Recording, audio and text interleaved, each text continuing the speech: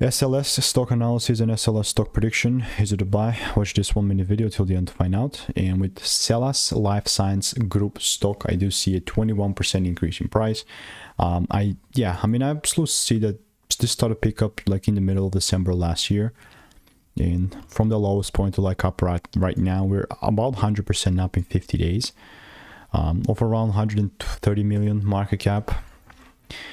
I'm not like that big of a fan, but like this lately, we've been just picking up. I've done 35,000 videos. I've spent thousands on courses and mentors and, documented everything. And just looking at SLS, what I want to see here is just the price, to give me the chance at least to kind of try out the waters of the bullish sign, meaning I want to see a little retracement and then is when I'll take things up.